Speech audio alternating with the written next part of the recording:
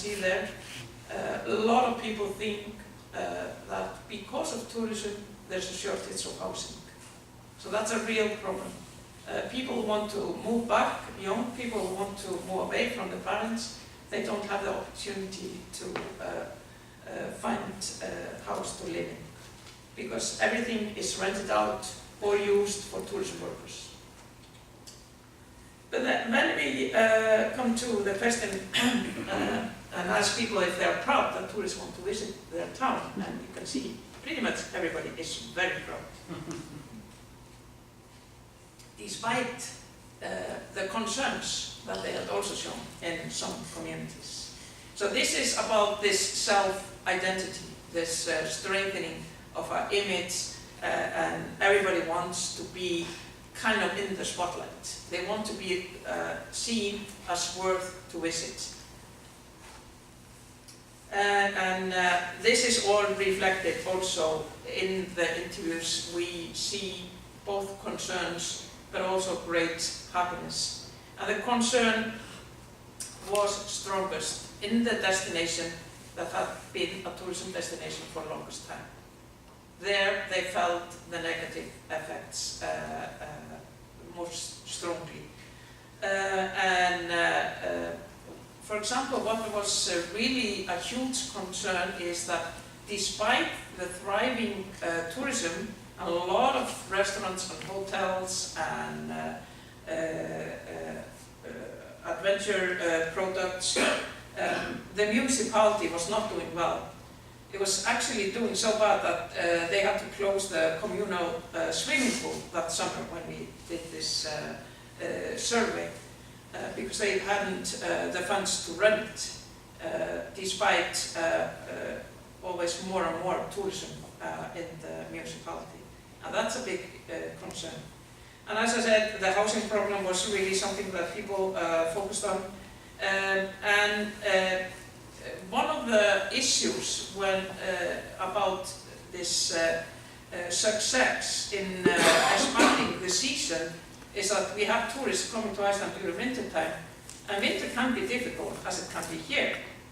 And that's something that we maybe didn't think about when we advertised the winter and when we tried to promote the winter, that it's more difficult to manage tourism in the wintertime than in the summertime. So the local rescue teams in many of the rural communities have been really busy saving tourists that have become stuck in snowstorm or whatever. They are called up on Christmas Eve, on New Year's Eve, and those are all volunteers. So that is a new pressure on those communities. But it's also a pressure on the health services and other people working in that. But then the community that had been a very isolated community, it was difficult to find anyone there that was negative. Everyone praised the livelihood, this new increased life. It was the atmosphere, it was something going on, there was people there, the restaurants were filled, the bakery expanded, so people went out there and they said it was just a completely different town. So that matters. Just quickly, a very recent national survey, and the blue one is the 2014 survey, and then the yellow or the orange 2017. And you don't need to look at this very closely, it's just what you see that the negativity has increased. That's just very evident from those columns there. So more people think that there are far too many tourists during summer and as well as in the winter time. And here are questions relating to the impact of tourism. For example, the impact of tourism on nature is too heavy, and you can see there are more people now than before that say, yeah, it is. And people, in general, the negativity has increased. So people are less positive to statements like that tourists have increased interest in Icelandic nature among Icelanders. They see it less that way than they did before. And then we're having those kind of news clips. This winter, actually, we have been featured in the news. Iceland has been featured in the news all over the city. But this is from Europe. We are seeing this problem of sharing space in many, many cities in Europe these days. So there's a quote from Amsterdam, the tourists go home is from Barcelona, and this is from Iceland. And this is very common. We didn't see anything like that before. So now we are facing news like this. And it's actually been very, very prominent in the media, both in Iceland and elsewhere, in the recent months. Iceland is beautiful except for the 2 million tourists. Well, they are there. This graph shows the number of tourists per inhabitants. So for a long time it was below 2, so the number of tourists. But now we are coming towards 6. The ratio is 1 to 6. And of course there's no magical number that if you go above something then you're in trouble, because it all depends on the infrastructure, on the management, and how we handle this.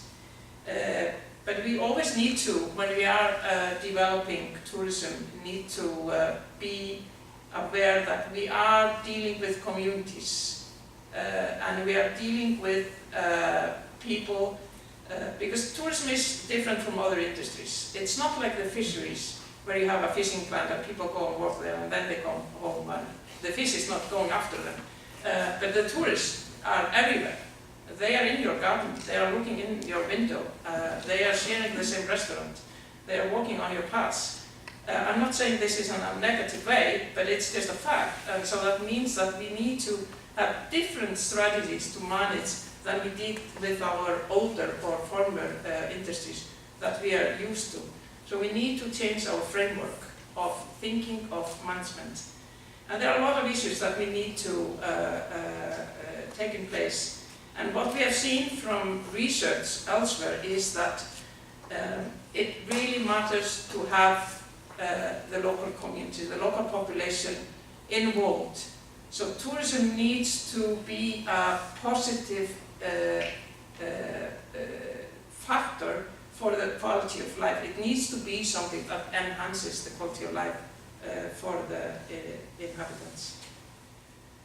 And I think we are seeing a huge shift. I think tourism is kind of a new cultural force that is really changing the landscape of the whole world. It's kind of like a new industrial revolution. I don't think we have really seen yet what will happen, but I think we are into something, in the midst of something now that we are not quite sure how it will actually go and develop. And I just want to emphasize that responsible tourism requires an extensive cooperation. And it's not only for the good of the local population, but it's also because as a host, we have a responsibility. And it's an ethical responsibility that we are also meeting the needs of the visitor. We invite people to us, and we have some kind of responsibility towards them. So we need to figure out what where we are, what we need to do.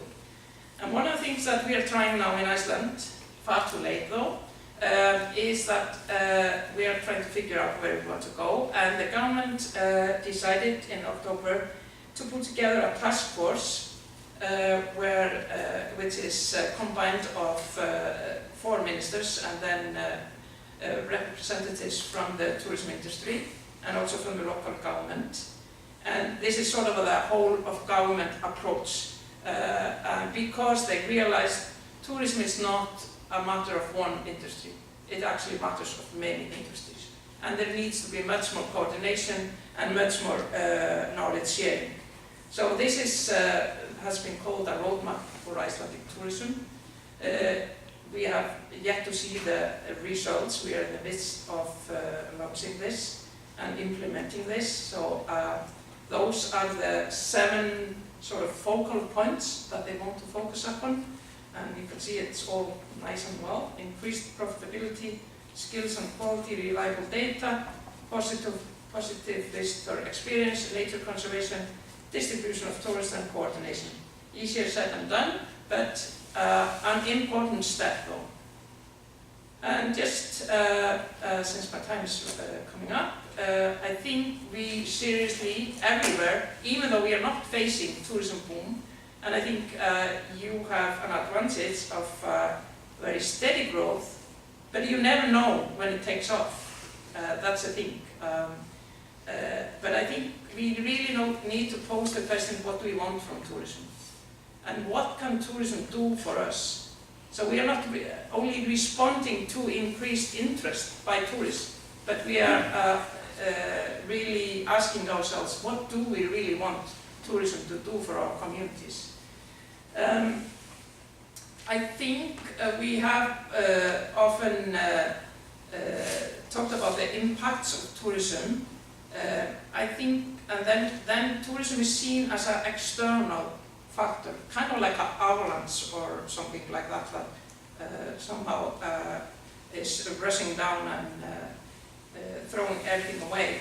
But I think we need to understand tourism as just a part of everyday life, and then maybe we are able to better understand what it is, and also what it means when a place becomes a tourist destination. Because it is a dramatic change. It doesn't need to be a negative change, but it is a very, very different community. And we need much more knowledge about it. We are always struggling with getting funds for research in Iceland and get the politicians to understand that research is important, but hopefully we can do that. Do I have time for... Yeah. Okay, then I'm going to just end this with a little video. It's basically because it features a Canadian coming to Iceland that I want to... No, it's down the bottom. Down over to the here. No, right down the bottom. No. Here. Yeah, that's it. Here it is. And then I do it like this. Oh my god, is this for real? For real. And you're going to spend the weekend with us here in Iceland. Oh, okay. Oh my god, this is amazing!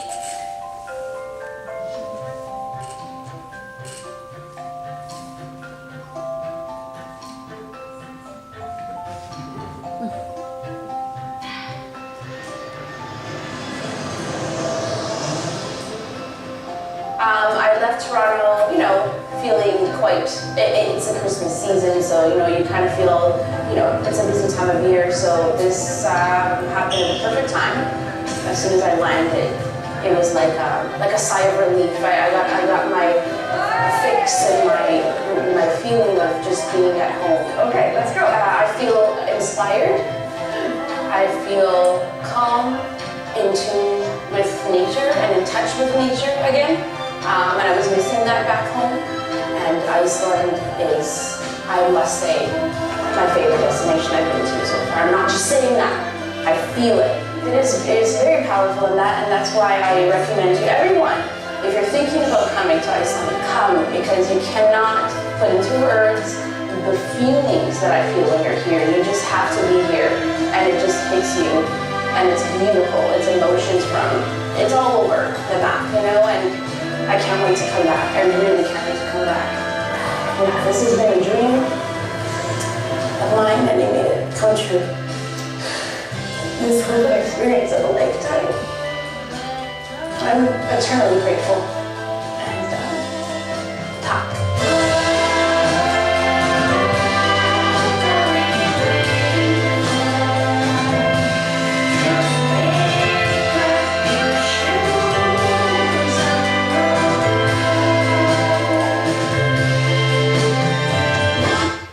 So thank you.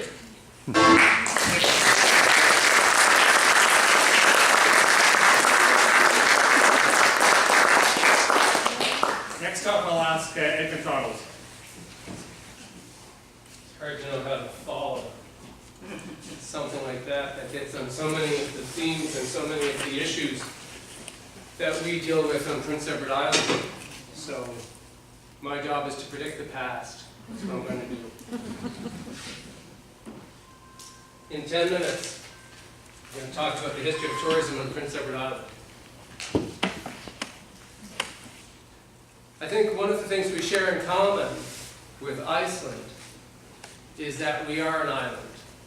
And there's something specific and unique about the tourism of an island. Imaginatively, an island is a place that you escape to. In tourism, you escape to. In literature, you often escape from. But you escape to. In the case of this island, of Prince Edward Island, what we've been escaping to is escaping back to a different place in your life and a different place in time. The first of the references we have to tourism on Prince Edward Island start occurring about 1850, much earlier than I thought. And even then, the island was a place to escape from urban industrial angst, from industrialization, from the heat and the squalor and the disease of urban America. And Prince Edward Island offered a pastoral retreat. And that has been at the core of marketing of tourism since the beginning. We are now a gentle island. And in the mid-1800s, when we first started to receive our tourists, we were a gentle island. The main attraction of Prince Edward Island in the beginning